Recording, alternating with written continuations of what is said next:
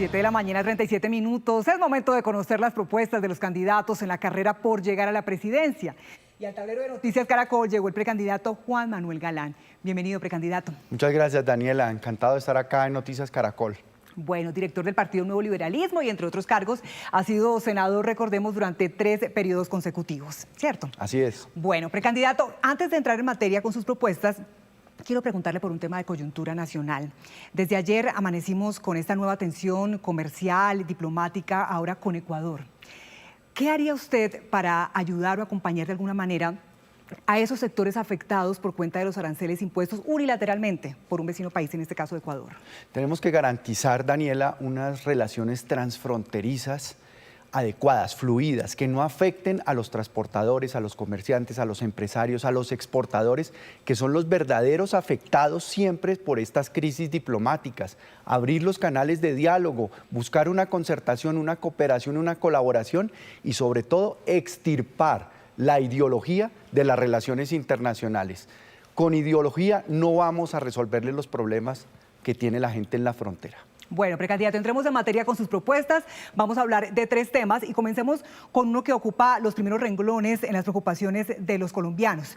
Tiene que ver con la seguridad. ¿Cuál es su estrategia? Y aquí estamos viendo algunas imágenes tomadas de una herramienta tecnológica que usted va a usar y que es clave. ¿Por qué? Sí, lo importante de esta herramienta es que es el geovisor, para que sepamos exactamente cuál es el problema distribuido en todo el territorio nacional.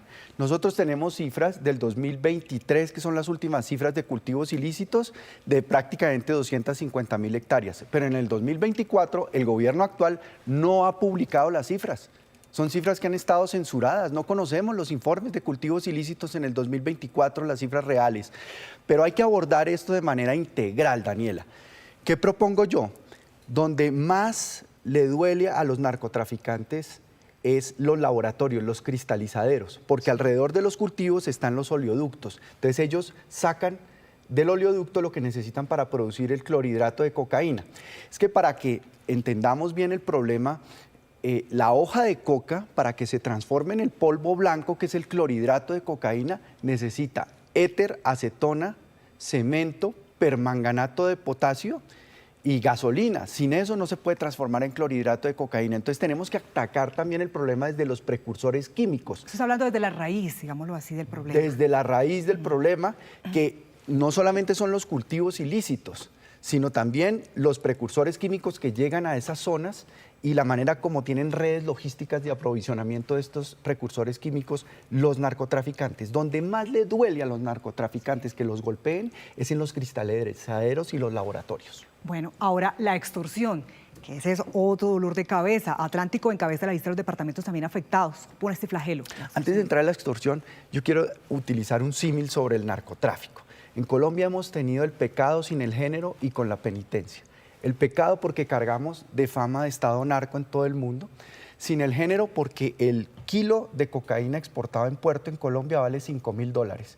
Si ese kilo llega a Australia puede valer $250.000. Entonces, ¿dónde se está quedando la plata del crimen organizado? Fuera de Colombia. Y con la penitencia porque aquí cargamos con la corrupción y con la sangre que produce el narcotráfico. En materia de extorsión, este es el delito en este momento que está afectando más a todo el país. Porque la gente no se siente protegida para denunciar. Los gaula de la policía, del ejército, que es el instrumento para combatir a los extorsionistas, están debilitados, no tienen herramientas tecnológicas suficientes ni pie de fuerza para atender ese reto de la extorsión. Entonces, lo que tenemos que buscar como solución a la extorsión es una cooperación que yo propongo entre la Policía Nacional y las empresas de seguridad y vigilancia privada que tienen un pie de fuerza, Daniela, de prácticamente 400.000 hombres. Tenemos que integrar la cooperación y la coordinación entre los dos. Obviamente no vamos a crear paramilitares en las ciudades, de empresas de vigilancia y seguridad privada, están regulados, controlados, pero por ejemplo pueden hacer presencia en los parques, pueden hacer presencia alrededor de los colegios donde hay microtráfico. Sí. Y para la extorsión pues pueden acompañar a las personas para protegerlas y para que denuncien, porque el problema de la extorsión es que la callejera no se denuncia, que es la que está afectando a Barranquilla, por ejemplo, que es el de la moto que pasa y muestra la pistola en el cinto y dice, bueno, ¿cómo está la seguridad por acá, doña Daniela? ¿Está bien? ¿Está tranquila? Ah, bueno, más tarde paso por acá, pero me entrega los 10.000, los 20.000 pesos que tiene que pagar para que yo le preste seguridad. Nada más Necesitamos presencia ahí oficialmente de se la conocieron policía. 4.000 datos, nos pasamos al siguiente tema, 4.000 denuncias el año pasado, pero en temas oficiales, ahora quienes no lo hacen, quienes no denuncian. Hablemos ahora de violencia letal. Bueno, aquí tenemos un grave problema porque una de las ciudades más violentas en el mundo, con más homicidios, es Zamora, en México, que tiene alrededor de 192 homicidios por 100.000 habitantes. En este momento, en Tibú, en norte de Santander, tenemos una tasa a octubre de 2024 de 242 homicidios por 100.000 habitantes. El corazón del Catatumbo. El corazón del Catatumbo.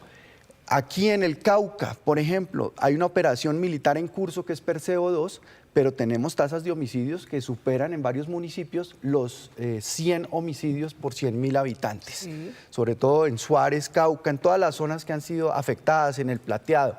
Entonces, Colombia hoy, Daniela, no es una potencia mundial de la vida, es una potencia mundial del homicidio, de la violencia, y eso lo tenemos que cambiar.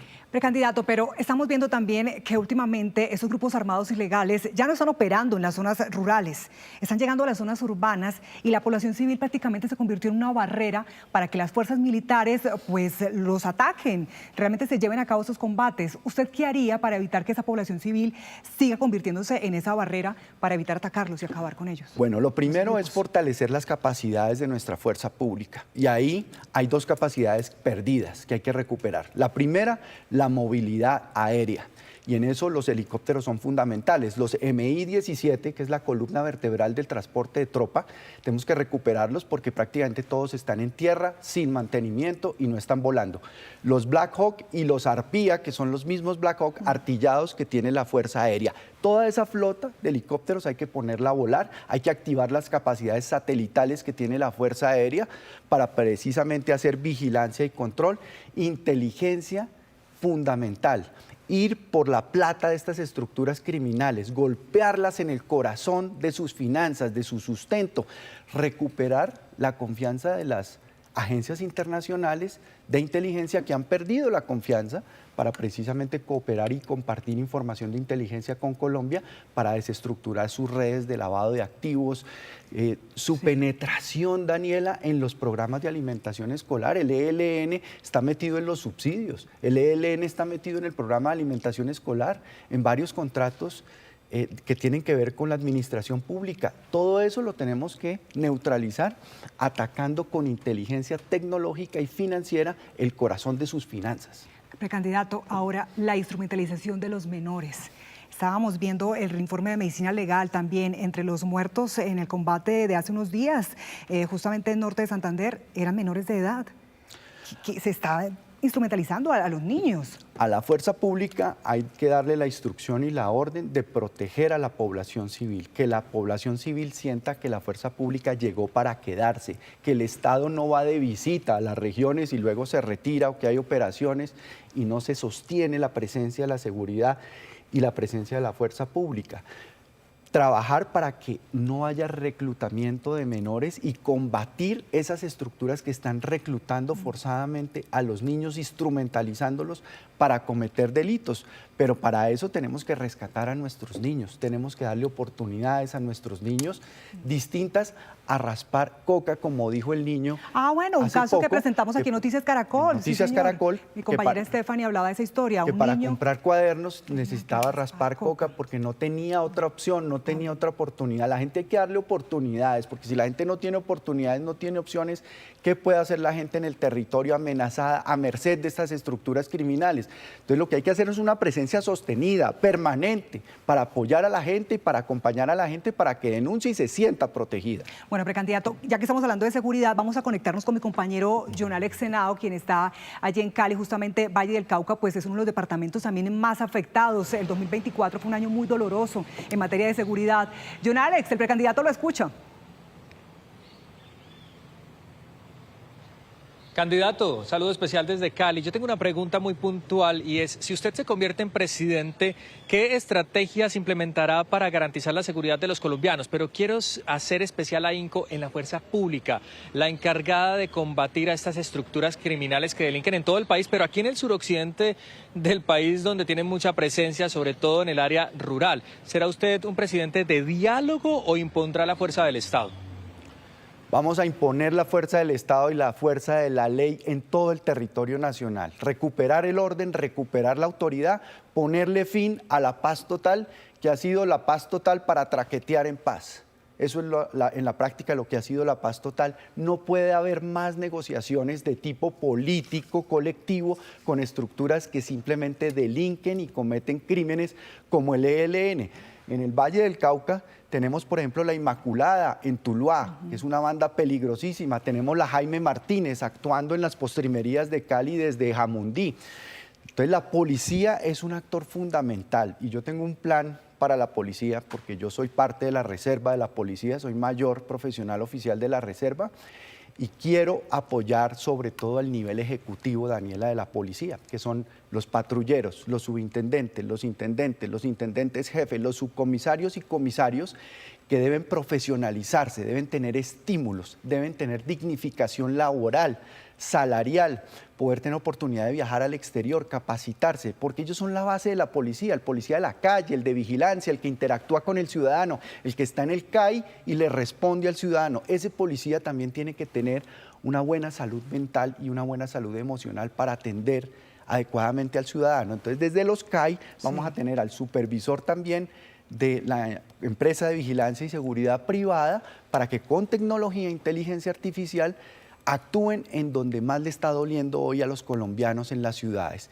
El hurto, la extorsión y el microtráfico en parques y alrededor de los colegios. Bueno, precandidato, pasemos ahora a otra preocupación. También por estos días lo evidenciábamos, la salud no sale de esos cuidados intensivos. Estamos hablando de otra deuda de parte de la nueva EPS que deja en vilo a más de 11 millones de pacientes. Hace un instante mi compañera Luisa también revelaba un preocupante panorama que ha encontrado la Contraloría. ¿Qué va a hacer para sacar a la salud de esta crisis que vive el país? Bueno, primero, Daniela, tenemos que honrar las deudas acumuladas del sistema que siguen creciendo por la política equivocada de este gobierno que le metió ideología a un proyecto de país que era el sistema de salud como una alianza público-privada que lleva más de 30 años vigente en el país y que logró dos cosas muy importantes, trascendentales para la gente. Una, cubrimiento prácticamente universal en materia de salud. Y el segunda cosa, protección financiera para las familias, que enfermarse no significara recaer en la pobreza, porque había un sistema que respondía. Entonces, hay que honrar las deudas, pero a partir de este momento, garantizarle al sistema, a los prestadores, al talento humano en salud, a los técnicos, no reciben los sueldos hace meses, que se les va a pagar, que se les va a pagar. Y vamos a mirar la manera de cómo honramos las deudas acumuladas del sistema. Algunos proponen titularizar esas deudas, esa es una opción, pero vamos a honrar esas deudas y vamos a empezar a pagar desde este momento todos los servicios que se presten para que el sistema siga funcionando y para que la gente que ustedes han presentado en Noticias Caracol, como el señor trasplantado que no tiene acceso al medicamento, entonces se deterioró su salud, era carpintero y no puede trabajar. Como la paciente de enfermedad huérfana también, que le dijeron, no, usted está condenada a la eutanasia porque usted no tiene otra opción de vida. Lamentable. Y precandidato, ¿y cuál es su propuesta con ese sistema de salud mixto, un modelo de prestación de servicio en lo urbano, pero también en lo rural? Eso es muy interesante. Tenemos que tener una diferenciación, por ejemplo, de la UPC en los territorios y en las ciudades, porque los costos, los gastos son distintos. Por ejemplo, el caso de un niño que le dio neumonía en Jurado, Chocó, y el papá se fue con el niño a Quibdó para ver si lo podían salvar. La mamá le dio la bendición porque solo tenían 100.000 pesos para transportarse hasta Quibdó. Se fueron y el niño llegó a Quibdó, pero pues en Quibdó no tenían tampoco la posibilidad de atenderlo. El niño se murió y el papá lo tuvo que enterrar en Quibdó y devolverse. Y la mamá pues le dio la bendición y ni siquiera pudo enterrar a su hijo. Entonces tenemos que diferenciar lo que es la UPC para los territorios y para las zonas urbanas donde los costos son distintos. Bueno, pues son dramas que realmente se repiten. Solamente un caso que presentamos a diario y no imaginamos cómo esto se sigue presentando en el resto del país. Precandidato, hablemos ahora de conectividad, de infraestructura vial, y para ello quiero que nos conectemos con mi compañero Isaac Rivera. Isaac, en Cartagena también ha tenido algunas problemáticas o denuncias sobre este sector. Cuéntanos, Isaac, la pregunta. Candidato, buenos días desde Cartagena. Quiero preguntarle exactamente por ese tema de la conectividad vial. En la vía, por ejemplo, que comunica Barranquilla con Cartagena, tenemos una doble calzada inconclusa por la liquidación anticipada de la concesión. Varios kilómetros de la vía que comunican a Barranquilla con Santa Marta, por ejemplo, se han visto afectados por la erosión costera y en reiteradas ocasiones los gobernadores del Caribe han propuesto que para mejorar esa conectividad se puede poner en marcha la construcción de un tren regional. ¿Cuál es su lectura con respecto a este panorama, candidato, y qué hacer para mejorar la infraestructura vial en el Caribe? Bueno, la infraestructura, Daniela, tiene que ser un proyecto de país. Y aquí hablemos de seguridad, no solamente la seguridad física, que ya la tratamos, sino seguridad jurídica. Yo quiero plantear una estabilidad jurídica a 25 años para las grandes inversiones que necesita el país para desarrollar y consolidar su infraestructura. Hay que terminar las dobles calzadas que están sin terminar. Es increíble que las 3 ciudades principales de la costa no tengan ya su doble calzada conformada. Proyectos también de desarrollo férreo para carga, sobre todo, pueden ser muy interesantes para transportar la carga del país, pero hay que buscar una coherencia en esos proyectos de país. Por ejemplo, si nosotros le vamos a apostar en toda esta zona de la Orinoquía colombiana a la agricultura industrializada, pues tenemos que ser coherentes en cómo vamos a conectar nuestros puertos, nuestra infraestructura aeroportuaria, los terraplenes que se necesitan para rápidamente sacar los productos, que fue lo que hizo Brasil con Mato Grosso. Desde el año 2000 al año 2025, que se convirtió Brasil en el primer exportador mundial de alimentos. Entonces, la conectividad de las vías terciarias, que vamos a hablar un momento sobre eso, es fundamental también porque donde termina la carretera empieza el crimen. No, si quieres volverte rico, construye carreteras. Y que además se enfrentan a los cambios que tenemos climáticos. Entonces, cada vez que llueve se vuelve una tragedia para que los campesinos saquen sus productos porque no hay vías, no estamos en esa capacidad. No hay vías, no hay capacidad y además no podemos seguir raspando nuestras montañas para construir las carreteras. Tenemos que a largo plazo hacer los viaductos y los túneles. Para eso se necesitan grandes inversiones y para que las grandes inversiones lleguen, para recuperar las alianzas público-privadas, necesitamos seguridad jurídica, estabilidad en las reglas de juego. No podemos seguir con ese modelo fracasado de cada 18 meses hacer una reforma tributaria para cambiar las reglas de juego. Así no va a llegar la inversión ni va a haber confianza para invertir. ¿Cómo va a conectar al país en materia de Internet? Hay una deuda sobre todo con estas regiones, Arauca, Puerto Carreño, Inírida, Mitú, Quibdó. No tiene conectividad. Tenemos que conectar y vamos a conectar a todas esas zonas del país, empezando por los puestos de salud y también por las escuelas. Pero para eso también tenemos que educarnos en un uso adecuado de la tecnología. No es solamente tener tecnología por tenerla, sino qué uso inteligente le vamos a dar a la tecnología para la educación, para la salud, para la justicia, para la seguridad, para todo. Porque hoy, por ejemplo, el 40% del país, Daniela, no tiene internet, no tiene conexión. Y la conectividad le permite a la gente tener oportunidades, que no seamos este país tan desigual que somos, para poderse educar, formar, para poder tener ingresos, trabajar, gracias a la conectividad. Bueno, precandidato, vamos a terminar entonces este diálogo, esta presentación de sus propuestas con preguntas rápidas para respuestas concretas, ¿sí o no? La mejor reforma, bueno. Usted me dice y yo le voy a responder en esa casilla. ¿Presentaría una nueva reforma tributaria? Sí, pero para simplificar el estatuto tributario, la mejor reforma tributaria es el crecimiento económico. ¿Promovería una asamblea constituyente? Definitivamente no. La constituyente, para cambiar la Constitución del 91, no, hay que aplicar la Constitución del 91 y desarrollarla. ¿Mantendría modelo donde las EPS administran recursos de la salud? Definitivamente sí, pero con inspección, vigilancia y control, sin intervenciones de la Superintendencia de Salud, corruptas a politiqueros que se robaron la plata de la salud. ¿Impondría peaje a motos? Definitivamente no. ¿Pico y placa para vehículos híbridos? No, yo creo que hay que seguir estimulando el uso de vehículos que contaminen menos. Bueno, nos vamos ahora para la siguiente.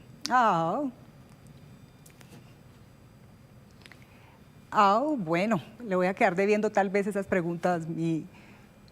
Ya, aquí las tengo. Cárcel para menores de edad homicidas. Cárcel sobre todo para los que están instrumentalizando a los menores de edad, reclutándolos. Ahí vamos a enfocar los esfuerzos, el orden, la autoridad, porque los niños son sagrados. Entonces no. De acuerdo a lo que dice la ley. Bueno, lo voy a dejar como cadena perpetua a violadores y feminicidas.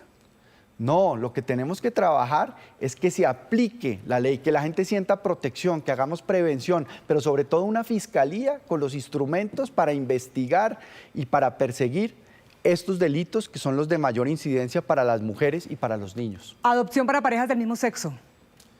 Sí, mantener lo que está vigente hoy.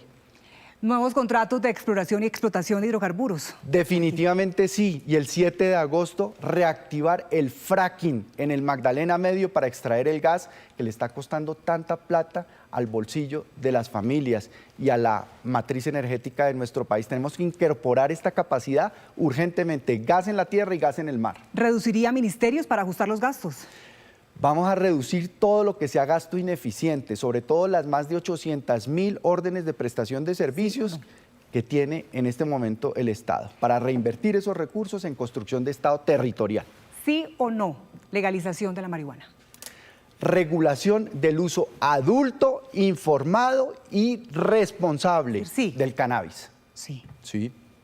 Pues, candidato, muchísimas gracias. Veremos entonces qué pasa el 8 de marzo en esa gran consulta. Muchas gracias. Ha sido muy amable por este tiempo. Gracias, Daniela.